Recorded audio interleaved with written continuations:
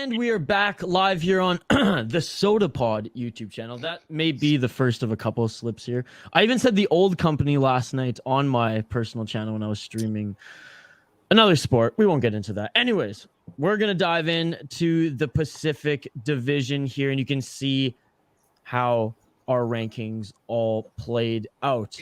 Anything that stands out? Anyone in the live chat, let us know. If you're viewing on Twitter or YouTube, let us know in our live chat if anything stands out for you from our picks here. And shout out to Better Edge again. If you have any differing picks, if you want to be critical of our picks, again, hit us up in the live chat or leave us a review on the podcast side. Anything that stands out here, boys, right off the bat? Z, anything stands out? Chat, anything that stands out? We'll start with you, Z. I once again am going to be an idiot and still, for whatever reason, believe in Seattle at least being better. I still really like their defense, and goaltending can't possibly be worse than it was last year. Like, it's literally impossible. And I like the additions they made up front with Burakovsky, with Bergstrand, and then a full season of Matty Beniers, who just kind of stepped right in, was an absolute beast for them. So I have them challenge. I don't think they necessarily make the playoffs, but I do think that they're going to be at least demonstrably better than they were last year, and at least challenge for a wild card spot. So I'd say they're the ones that are a little bit low for me. Demonstrably better. Holy moly. Ew. Big words. Big boy words. Travis, what about you? Anything that stands out? I don't know. There's not a lot that jumps out at me here, I don't think. I think Vegas is a little bit interesting. I mean, I don't really ever know what to expect with them, and I don't know what Kessel is going to bring to that team. Everything.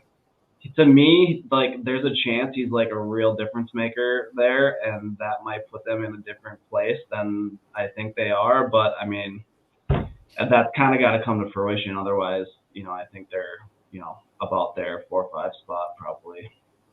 If Eichel and Kessel play together for most of the year, I'm gonna hate myself for being a Vegas fan. It's gonna be gross. Josh, how about you? Anything that you don't like or love? I mean, those top 3, that's pretty standard, and then the next 3, that's a little flippy floppy, anybody's guess. And then I do think that it could be Seattle or San Jose at the bottom. Seattle's, I just don't think it's quite their time yet. Got some improvements, but I think Anaheim's youth, and I mean, they got some really quality players that are ready to make their mark. They don't want to be considered up and comers anymore. Like, they're ready to do it. So, yeah, I mean, I think that Vancouver would probably be in that 6th spot, and Anaheim and Vegas, that's kind of a toss up for sure for me. Fair. But Calgary definitely top. All right. For me, I look at all these divisions and I see 1 or 2 locks at the top and 1 or 2 locks at the bottom, and then the middle is just a cluster. For me, I think that one of the 2 Alberta teams is going to be 1 and 2. I think that San Jose is pretty much bolted at the bottom unless injuries pop up for a team. And then I feel like you got the Kings, the Knights, the Canucks, the Ducks, and the Seattle Kraken. All of them are in a fucking blender. And I don't really know how those are going to pop up, but I don't think you can rule out any of those teams. I'm probably least confident in the Ducks out of that group, but any of them could pop up as the 3 or 4. Isha, what about you? Well, our chat's actually buzzing, so how about I leave my thoughts till we see, everything, all of our picks here, and let's get right to the chat, because Jacob, our boy, who's just absolutely obsessed with Jack Eichel, first of all says Jack Eichel scores 70 goals, so I don't know if anyone has any thoughts on that here. Very high on Jack Eichel, which, I mean, hey, we can respect here on the podcast. We're pretty high on Jack Eichel too. I mean, we could set that prop on Better Edge promo code Sota Pod, but we should. I don't think you're gonna win that one, Jacob. And Logan Thompson, he believes, is the best NHL goalie. He's surely going to be tested this year. Okay.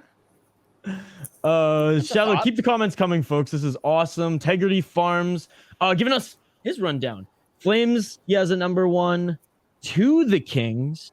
3 the Oilers, 4 Canucks, 5 Golden Knights, 6 Kraken, 7 Sharks, 8 Mighty Ducks of Anaheim. Thoughts on that list, guys? Anaheim's not going to finish last. Vegas will disappoint again and not make it to the playoffs. Why do you think that is? Because of the goaltending situation? The goaltending situation is the only reason I have to hesitate on them. Yeah. Like, all right. Well, I don't get the hate outside of that. I think Yeah, there's a little Vegas pressure on them too. You know, they started so hot, and you know they had so much success, and Well, who's to still just there? like it's still a thing. You know, it's like curses in baseball and other sports that last for such a long time. I mean, you might not have been a part of it, but you feel that pressure to perform or do something, and you know, people think it's the Vegas Knights, like they're going to be in the playoffs. Like that's what these guys feel, and they might not be ready for it. Shitter. That's all right. all right. Let's get our rankings here on the screen. Yeah, let's just kick it off here with Isha, because we've got a team that we love in every division here for the Sota Pod. Obviously, the Wild dominate the Central for us. Z's got his Boston Bruins in the Atlantic. Isha, talk to us. Like, who are the Vancouver Canucks? I still don't know. Going into the season, my only real concern, in something that like they still have to build up and address, was the defense and an obvious hole on that team's roster. Not that I thought like they fixed the offense or anything like that, but they took some chances on a few Russian players. They're bringing them in, some guys that they hope can spark that offense a little, add some depth up there, allow not the world and pressure to be on Brock Besser, and give him some other line mates, give Bo Horvat some other line mates, and really solidify having JT Miller and Pedersen up there as the 1-2 punch on the top line. However, with how this training camp has been and preseason has been going on for the Canucks, on and off the ice, with injuries on the ice, Brock Besser injured, some of the younger players and new players have been getting injured, and with off the ice, with just some pretty bad allegations of what's going on with the owner, Francesco Aquilini, and his family. It's just like, again, another downer Canucks opener. And I really don't know. Like the media is pretty down right now. No one really has clear answers. In a perfect world, they compete for a playoff spot. However, the Kings showed that they're decent, and they're just getting better with some of their younger players. Edmonton, as much as I can't stand them, they have two of the best players, not only in the NHL, but in the fucking world, on their team, and they addressed their biggest hole in goaltending. Vegas, I don't think, has gotten that much worse. And yeah, the Ducks are the wild card. And if I'm going to be honest with myself right now, I think the Ducks have a better season than the Canucks. So, wow, there we go. There's my honest assessment, boys. The Duck over the Canuck. The Mighty Ducks of Anaheim, as our boy in the chat was saying. All right, so we're pretty much across the board in consensus on San Jose being at the bottom. Z, you already kind of hit on why you think Seattle's going to kill it. Or not kill it. Compared to what they've done, they're going to be much better. Getting in the playoffs, that's pretty much killing it. Do you think they're going to be in the playoffs if they're number 5? Do you think the Pacific is getting 5 bids? Yeah, probably not. You're right. Probably not. But Josh, why do you have them dead last? Should probably have San Jose last. Okay. we can move on from that one then. He submits. All right. Travis, I'm going to kick it over to you, and I know, Josh, you can chime in here too, but you two were the highest on the LA Kings. What % of that would you attribute to them acquiring Fiala? What percent of that? I don't know. I think it's like a 10%, 15% boost, maybe offensively. I just think they proved something to me last year. I didn't think they really were going to be that good of a team last year, and I think they showed that they have a lot better roster than I maybe thought. I think they got an interesting mix of like experience and young talent. I think their power plays are going to be really good, and I guess that's why I lean having them up so high. I just think they're going to be pretty good offensively. It's going to be quick swan song. He's going out hard, taking him on a big old final run. Kopitar is going to be a fantastic addition to playing with Fiala because, like, I'm sorry, Kopitar is, he's a top two-way player in the NHL, and Fiala, we've always said, is kind of struggled in the defensive zone, and he picked it up a little bit, but having a guy like Kopitar out there, that dude's a fucking leader, and Kempe, that dude's a beast. So either Kempe or Fiala is going to have just a nut buster of a year, and I think it's Fiala's addition to the Kings is like a 18% increase in their success. Well, it also gives room for like Victor Arvidsson to work and maybe get better matchups. And like he's no fucking joke. He got 49 points last season, 20 goals as well. And with the When Kings. does he come back? He's hurt, right? Yeah. But I mean, I imagine when they're healthier down the stretch, he's gonna have some way better and easier matchups than he had last season for sure. So I've always liked Victor Arvidsson. I think he's a good addition there at like 29 years old. He's in his prime. He's a veteran, but he can still probably connect with some of the younger guys as well. I was super impressed with his season last year with LA. All right, Z, you and I are the lowest on the Kings, and obviously we both still have them in the top 4, potentially a playoff bid, but like, what are your reservations on them? I think just health, but like I think if they stay healthy, like if Arvidsson gets and stays healthy, if Drew Doughty gets healthy and stays healthy, I think they absolutely could challenge for a top 3 or top 2 spot because I do think they're really good. I was high on them last year coming in just with the addition of Phil Deneau. Mikey Anderson had a breakout year, so the defense is pretty good there too. And they don't have Oli Mata now, which is great for them. But I do like the Kings. I agree wholeheartedly with that, by the way. I think Oli Mata's garbage. I think the Fiala thing, it's going to be huge because they, even as good as they were last year, they're very good defensively, but they couldn't fucking score goals. So that's why I think if Arvidsson and Fiala both stay healthy and can contribute, like that gives them a dynamic of like that rush offense that they were missing because it was pretty much just Arvidsson doing that. And then I think Trevor Moore had an unbelievable year playing with Deneau. So I think if they still stay healthy and then Byfield takes a step and Kaliev takes a step, they're going to be very dangerous and they're a very, very good team. We'll see what happens with Jonathan Quick and Cal Peterson. But I like them a lot. I think for me, the ranking was more just, I think people slept on Vegas a little bit too hard. Because again, they're healthy aside from the goaltending situation, which is pretty up in the air. It's concerning, obviously. But if they get healthy, about? They have the best goalie in the league. They have the best goalie in the league, apparently. Oh, yeah, apparently. Apparently.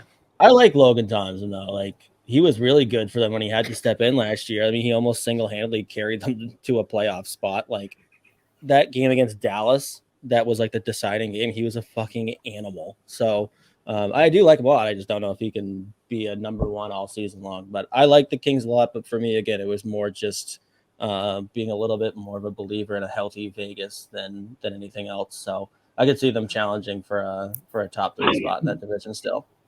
Love it. And we'll circle back on the volatile Duck opinions, but I think we just got to dive into the Battle of Alberta. We'll start with Travis, then go Josh, then Z, then Isha, then me. Let's just hear the arguments for why you like Edmonton more or less than Calgary.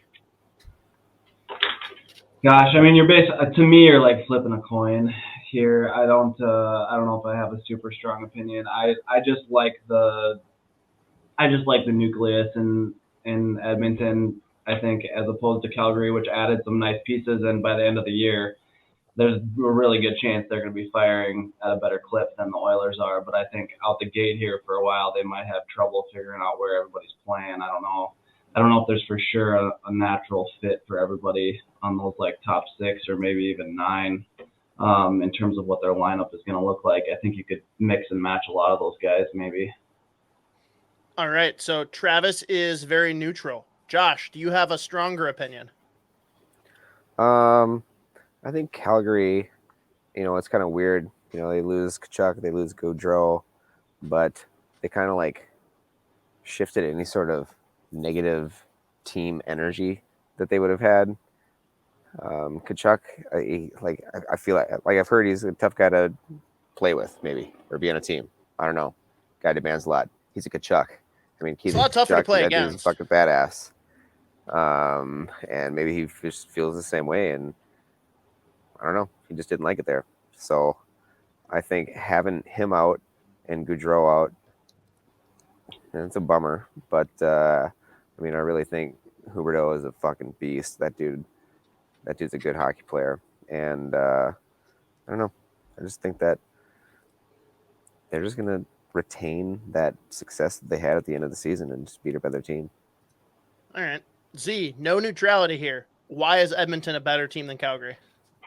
I mean, that was another toss up for me because I really did like considering how bad the situation could have been in Calgary. I think they did about as well as they possibly could have done. And it's interesting, like with the Florida versus Calgary dynamic with that trade, like Florida kind of sets themselves long term with like the guys that they have and how old they are. And Calgary firmly cements themselves as like setting up like a 3 to 4 year window with those guys before age starts taking over. So I just think with Edmonton, there's still just a little bit more consistency in that top six. Like Calgary, they're gonna have to figure the lines out to start, and then obviously I like their goaltending situation better, but Campbell's a better option than one of Koskinen or Stuart Skinner or Mike Smith. So I also like the addition, the fact that they retained Brett Kulak, I think is huge. He was really good for them when he came in, and he was really good in the playoffs for them. So I think they did it up to solidify the back end enough. We'll see what happens with Campbell if he can stay healthy, but I think I just like them a little bit more as Calgary tries to sort out what their new lines are going to be. But again, also though, like Calgary has one of my favorite players in the NHL, Mangiapane. I think he's so fucking good. And I remember the year before or 2 years ago, he like started to come onto the scene, and I started watching him way more closely. And that kid's just a fucking animal. I think he scored 35 last year. So if he features in that top six, I think he could be a big time weapon for Calgary outside of like Kadri and Huberdeau and all them. So, but I don't know, it was a toss up, but I just kind of took the consistency with Edmonton. Mangiapane. Isha, let's hear it. I know you love the Calgary Canucks. Oh yeah, they're just the better version of the Canucks now. But I truly think, and barring what Z said there, and like looking how the chemistry plays out with all their new pieces, I think they on paper they got better. So the expectation should be that yes, I know Edmonton got better, but I still think Calgary's just slightly on a better or on a bigger level. And I say that only because sure, their top six might be Edmonton's top six still might be better, but I truly believe that no matter how good Campbell is, Markstrom is still such a better goaltender. I think that Calgary upgraded their defense when you trade out Uyghur for a Goodbranson. That's an upgrade right there. I like Shillington. I'm interested to see if Juuso Välimäki is going to take that step because he's been kind of a disappointment. But other than that, like I really don't have any issues with the Flames defense. I guess just the only thing is like, okay, how are they going to play together out of the gate? Is it going to be instant chemistry, or are we going to have to wait a handful of games to see this work, assuming that it will? But no, I'm super high on the Flames. And Z, you said it there. Like this could have been an absolute disaster. This could have been a spark for a rebuild. And instead, I mean, credit to Treliving. He's done outstanding work as like his final, shot at a Stanley Cup for, like you said, the next 3, maybe 4 years. Yeah, I think Shillington's out to start the year. Oh shit! I think he has like a personal family issue that he had to go home for. I don't know how long term it is, but I think I saw it was Shillington that was going to be. So Välimäki's going to have to play. But okay, well now I'm interested. I'm a little concerned, but I'm interested because he crushed it, man. I watched him from day one when he played in the dub, and I was so high on him when he like was drafted, especially in the Pacific. I mean, the beauty is though, Isha, with the way that they adjusted the roster, like he's a third pairing defenseman now. The top pairing for a team that was so good last year in Calgary is now the second pairing because Uyghur and Tanev are projected to be the first pairing. And like, can Tanev stay healthy? Probably not. No one fucking knows. But well, if he apparently can, with the Flames, that's insane. he can.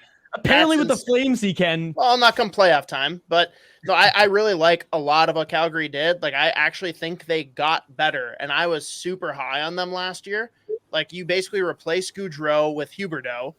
You bring in Kadri to be that grit and sandpaper instead of Kachuk, except, oh, wait, he's a center, and you can push Backlund down to the third line. Like, it's crazy to me that I'm that much more excited about the Calgary Flames than I was last year, and I still think Edmonton's better. You look at what they did with Woodcroft after he came in and how much better the numbers were with him. You look at them adding a guy like Evander Kane, which like everyone thought was a huge, volatile, risky move. Dude's going to put up 40 tucks this year easy, as long as he doesn't do something stupid to get removed. And then I totally agree with Z. Adding a guy or keeping a guy like Kulak is going to be a big piece. I think that a guy like Evan Bouchard, like honestly, he's probably in the top 3 of defensive prospects that are going to keep on growing. He's probably only behind Kalen Addison for me personally, and that's due to a little bit of bias, but he's also fucking sick. But for me, the biggest thing here is that like Jack Campbell is nothing special, but he is better. He is notedly better than Mike Smith. He is not going to lose them games the way Mike Smith did.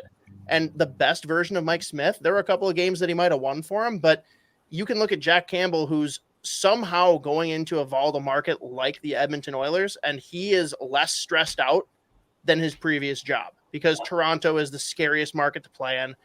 If he can keep teams to 3 goals or less, you're winning most of those games. And I think that's enough of a bump that they are definitely the best team in this division. But obviously with any of these teams, one key injury derails all of it. But I think healthy squads, Edmonton and Calgary are clearly the top 2 teams in this division. And I'll lean Edmonton based on those changes. All right, let's get back to the comments here before we head on over to the next division. I see Jacob's hot take. I'll wait until we get to that respected division. We addressed this actually in our conversation, so absolutely. JT Miller for first-round picks and Troy Terry. For first-round picks? What? Why? I mean, just so much love for Jack Eichel. You let Jack Eichel have his kids. Oh, look at that. Some praise to me. So I'll throw that up on the screen. A god list. Gotta love those god lists. Man, it's like I feel like they'll have cap issues that strains their roster again, the Vegas Golden Knights. What do you guys think? I mean, that'll always exist, but I don't know. It's not on a god list. I don't care. Yeah. Sean, what's going on, Sean? Vegas should have gone full villain and sent an offer sheet to Ottinger. The only problem is next year, Lehner's healthy. Did Edmonton do anything to address their defense, and is Campbell the answer in net? At least Calgary made the lateral move for a defensive upgrade and a 100-point winger. I think that's pretty much what we said. And friendly neighborhood wild fan. We're gonna save the Central Division, the best for last. So we'll come back to that question when we talk a little bit more focused about the Wild. But our next division, which we're going to get into on the other side, folks, is the Metropolitan Division. Again, reminder, keep the comments coming. We're going to keep addressing them in comment segments as we continue to run down all the divisions going into the NHL 2022-2023 season. So on the other side, Metro Division live here on the Sota Pod YouTube channel. Every time I come in here, I don't know what's going to happen. Hey, Mark, what's the brew schedule look like? Again? Oli. Hey, Timmy, want to go grab some lunch? That's an amazing idea. They never invite me.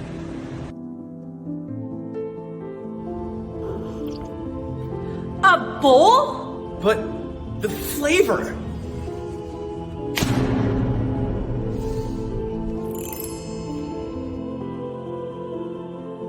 We need more IPAs. We have 9 on tap already. We need 12. No, it's a hazy IPA. No, it's a New England IPA. You're wrong. Joel, you're not wearing a hairnet. Why would I? It's not that hazy. Not that hazy?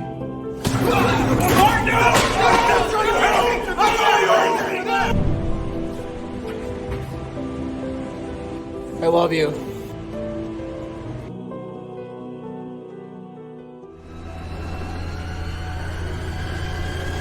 Tim, we're out of Citra.